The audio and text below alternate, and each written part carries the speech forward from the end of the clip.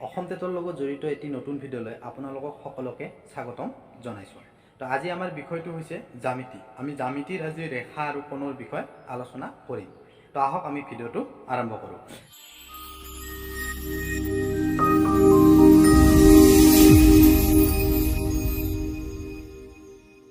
তো এতিয়া ৰেখাৰ কথা আমি বুজিবলৈ হ'লে প্ৰথমতে আমাক লাগিব আমি বিন্দু মানে অৰ্থাৎ বিন্দুৰ সূত্ৰটো হৈছে যাৰ স্থিতি আছে কিন্তু দিশ আৰু প্ৰস্থ নাই, তাকে কি বুলি কোৱা হয়? বিন্দু বুলি কোৱা হয়। এতিয়া বিন্দুৰ পৰা আহিব পৰা প্ৰশ্ন যদি আহে তেতিয়াহ'লে কি হ'ব যে তলৰ কোণটো এটা বিন্দুৰ ধৰ্ম, এনেকৈ দি পেলাই তলত কিবা কিবি দিব যে ইয়াৰ দিশ নাই প্ৰস্থ নাই, বা দিশ আছে প্ৰস্থ নাই, দিশ আৰু প্ৰস্থ দুয়োটাই আছে, তো এনেকুৱা ধৰণৰ দিব পাৰে। তো এতিয়া আমি বিন্দুৰ পিছত আহোঁ আমি ৰেখা। তো ৰেখানো কি? অৰ্থাৎ অসংখ্য বিন্দু যেতিয়া লগ লাগে তেতিয়া এডাল কি হয়? ৰেখাৰ সৃষ্টি হয়, য'ত নেকি তোমাৰ বিন্দুকেইটা অসীমলৈকে কি হয়? বিস্তৃত হৈ থাকে। এতিয়া আহোঁ আমি ৰেখাখণ্ড। ৰেখাখণ্ডনো কি? তো ৰেখাখণ্ড হৈছে তোমাৰ নামটোতে লুকাই আছে ৰেখাখণ্ড, অৰ্থাৎ ৰেখাৰ একোটা খণ্ডক কি বুলি কোৱা হয়? ৰেখাখণ্ড বুলি কোৱা হয়। তো ৰেখাখণ্ডত তোমাৰ এটা বিন্দুৰ পৰা আৰম্ভ হ'ব আৰু গৈ পেলাই এটা বিন্দুত কি হ'ব? শেষ হ'ব। অৰ্থাৎ ৰেখাত তোমাৰ আদি বিন্দু আছে আৰু তোমাৰ অন্ত বিন্দুও আছে। ঠিক আছে। তো ইয়াৰ পিছত আহিছোঁ আমি কি? ৰশ্মি। ৰশ্মি মানে হৈছে সেইবিলাক ৰেখা যিবিলাক তোমাৰ ৰেখা কি এটা বিন্দুৰ পৰা কি হয়? আৰম্ভ হয় আৰু অসীমলৈকে বিস্তৃত হৈ থাকে, সেইবিলাকক কোৱা হয় ৰশ্মি। অৰ্থাৎ ৰশ্মিৰ তোমাৰ কি আদি বিন্দু আছে কিন্তু অন্তিম বিন্দু নাই। তো আমি উদাহৰণস্বৰূপে আমি টচৰ পোহৰটোক আমি কি বুলি ক'ব পাৰোঁ? ৰশ্মি বুলি ক'ব পাৰোঁ। কাৰণ পোহৰটো ক'ৰ পৰা আৰম্ভ হৈছে? টচৰ তোমাৰ বাল্বৰ পৰা আৰম্ভ হৈছে, কিন্তু কি হৈছে? অসীমলৈকে কিমান দূৰলৈকে গৈছে আমি এইটো নাজানো। তো এইটোৱে আছিল তোমাৰ কি? ৰশ্মি। এতিয়া আহোঁ আমি কি? কোণলৈ।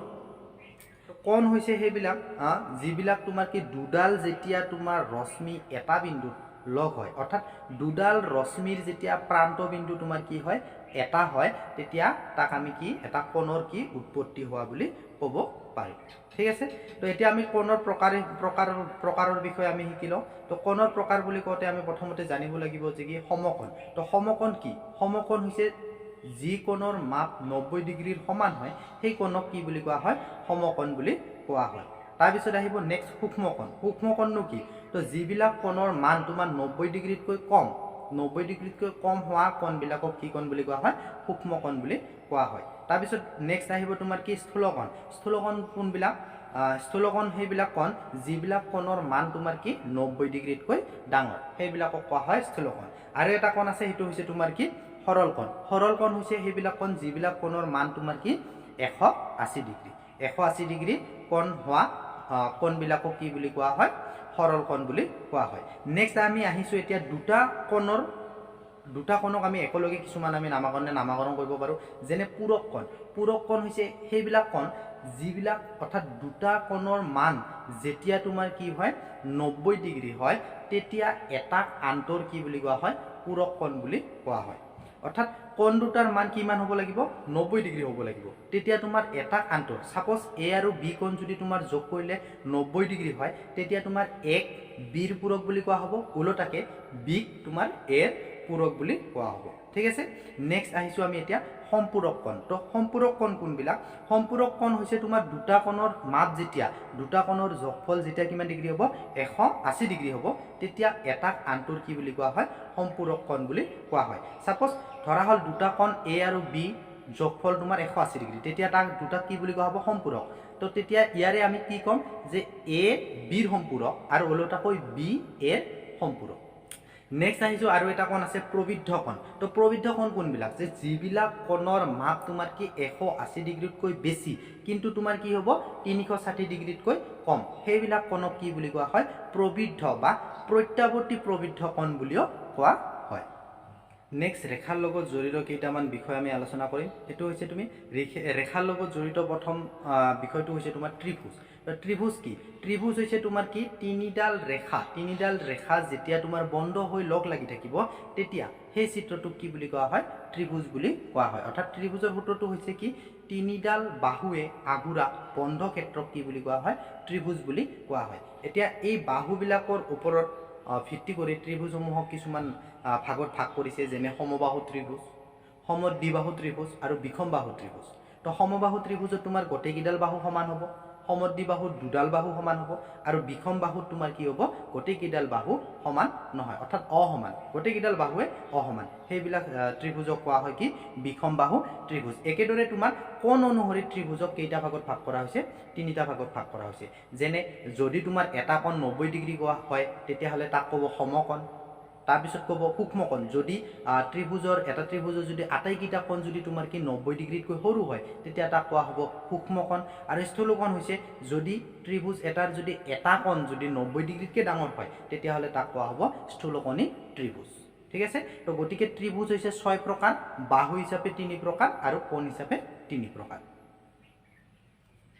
নেক্সট আমি ত্ৰিভুজৰ ধৰ্ম অতি গুৰুত্বপূৰ্ণ ধৰ্ম হৈছে যে ত্ৰিভুজৰ তিনিটা কোণৰ মাপৰ সমষ্টি 180 ডিগ্ৰী মনত ৰাখিব যে ত্ৰিভুজৰ যিকোনো দুটা কোণৰ মান যদি দিয়া থাকে সেই কোণ দুটা যোগ কৰি 180 ৰ পৰা যদি আমি মাইনাস কৰোঁ তেতিয়াহ'লে আমি তৃতীয় কোণটোৰ মানটো পাই যাম নেক্সট আহিছো আমি চতুৰ্ভুজলৈ চতুৰ্ভুজ নো কি চতুৰ্ভুজ হৈছে তোমাৰ কি চাৰিডাল বাহু থাকিব লাগিব আৰু ক্ষেত্ৰটো কি হ'ব লাগিব বন্ধ হ'ব লাগিব তেতিয়া তাক কি বুলি কোৱা হয় চতুৰ্ভুজ বুলি কোৱা হয় তো চতুৰ্ভুজৰ চাৰিটা বাহুৱে আগুৰা সমতল ক্ষেত্ৰক কি বুলি সমতল বন্ধ ক্ষেত্ৰক কি বুলি কোৱা হয় চতুৰ্ভুজ বুলি কোৱা হয় এতিয়া চতুৰ্ভুজৰ ভাগ কিন্তু বহুত আছে চতুৰ্ভুজক আমি ভাগ হিচাপত যদি আমি চাওঁ তেতিয়াহ'লে আমি এক নম্বৰত ক'ব পাৰোঁ বৰ্গ তো বৰ্গৰ কি হয় বৰ্গৰ তোমাৰ চাৰিওডাল বাহুৱে কি হয় সমান হয় আৰু প্ৰতিটো কোণে কিমান ডিগ্ৰী হয় 90 ডিগ্ৰী হয় তাৰপিছত বৰ্গৰ পিছত আহিব আয়ত তো আয়তৰ কি হয় বিপৰীত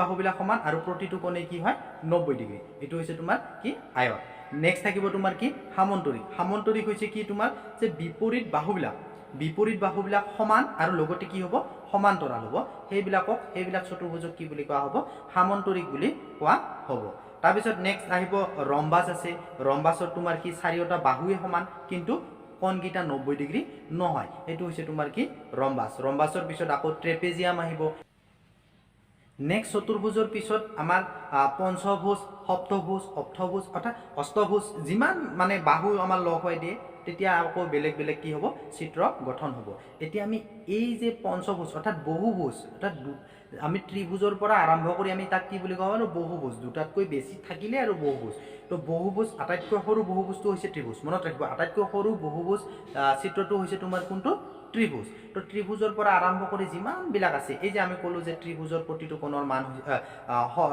অন্তঃকোণৰ মাপৰ সমষ্টি হৈছে কি 180 ডিগ্ৰী ঠিক তেনেদৰে চতুৰ্ভুজৰ হৈছে তোমাৰ 360 ডিগ্ৰী পঞ্চভুজৰ কিমান হ'ব ষষ্ঠভুজৰ কিমান হ'ব এই গোটেইখিনিক এটা সূত্ৰৰ সহায়ত আলোচনা কৰিম আমি এতিয়া নেক্সট এতিয়া আমি আহোঁ যে n বাহু বিশিষ্ট এটা বহুভুজৰ অন্তঃকোণবোৰৰ মাপৰ সমষ্টি কিমান হ'ব তো আমি জানো যে ত্ৰিভুজৰ তিনিটা কোণৰ মাপৰ সমষ্টি 180 ডিগ্ৰী তো আমি সেইটো প্ৰমাণ কৰিছোঁ হয় নহয় তো ত্ৰিভুজ বুলি কোৱাৰ লগে লগে ইয়াত n ৰ মান অৰ্থাৎ বাহুৰ মান কিমান হ'ব 3 তো 3 - 2 হ'লে কি হ'ব 3 - 2 = 1 × 180 কি হ'ব ইকুৱেল 180 অৰ্থাৎ এইটো আমাৰ মিলি গ'ল যে কি ত্ৰিভুজৰ তিনিটা কোণৰ মাপৰ সমষ্টি 180 ডিগ্ৰী তো আমি যদি চতুৰ্ভুজৰ কেইটা থাকিব চাৰিটা বাহু থাকিব তো চাৰিটা বাহু থাকিলে কি হ'ব ইয়াতে 4 - 2 × 180 তো 4 - 2 হ'লে কিমান 2 × 180 ইকুৱেল কিমান হ'ব 360 অৰ্থাৎ চতুৰ্ভুজৰ কি হ'ল চাৰিটা কোণৰ মাপৰ সমষ্টি 360 ডিগ্ৰী তো একেদৰে আমি যদি পঞ্চভুজ লওঁ পাঁচটা বাহু থকা যদি লওঁ ইয়াতে কি n ৰ মান কি হ'ব 5 হ'ব তো 5 - কি হ'ব এইটো 5 - 3 × কি হ'ব 180 তো 5 - 2 ইকুৱেল টু কিমান হ'ব 3 × 180 ইকুৱেল টু কিমান হ'ব 3 আৰু 18 পূৰণ কৰিলে হ'ব 54 লগত কি আছে 0 অৰ্থাৎ 540 ডিগ্ৰী 540 ডিগ্ৰী অৰ্থাৎ আমি কি বাহুৰ মান যদি দিয়া থাকে তেতিয়াহ'লে আমি কি এই ইয়াৰে অন্তঃকোণবোৰৰ মাপৰ সমষ্টিটো আমি উলিয়াই দিব পাৰোঁ নেক্সট আমি যদি চাওঁ এতিয়া প্ৰতিটো বহিস্থ কোণৰ মাপ হ'ব প্ৰতিটো বহিস্থ কোণৰ মাপ যদি n বাহু দিয়া থাকে প্ৰতিটো বহিস্থ কোণ মানে হৈছে বাহিৰৰ কোণ এতিয়া ধৰা এইটো ত্ৰিভুজ তো ইয়াতে আমি যদি এই বাহুডাল যদি আমি এনেকৈ বঢ়াই দিওঁ এই কোণটোক কোৱা হ'ব বহিস্থ কোণ এই বাহুডালক যদি আমি এনেকৈ বঢ়াই দিওঁ এইটোক কোৱা হ'ব তোমাৰ কি বহিস্থ কোণ ঠিক আছে তো গতিকে এই বহিস্থ কোণবিলাকৰ মাপৰ সমষ্টি আমি কেনেকৈ উলিয়াম মাপৰ সমষ্টিটো উলিয়াম কি যে 360 ক আমি ডিভাইড বাই কি কৰিম n মানে এটা ত্ৰিভুজ যদি কওঁ আমি ত্ৰিভুজৰ ক্ষেত্ৰত n ৰ মান কিমান হ'ব 3 হ'ব তো গতিকে 3 × 36 কিমান হ'ব 12 120 ডিগ্ৰী অৰ্থাৎ প্ৰতিটো কোণ কিমান ডিগ্ৰী হ'ব 120 ডিগ্ৰী ঠিক তেনেকৈ চতুৰ্ভুজৰ উলিয়াব লাগিলে আমি 360 কিহেৰে ডিভাইড কৰিম 4ৰে ডিভাইড কৰিলে কিমান হ'ব 9 0 কি হ'ব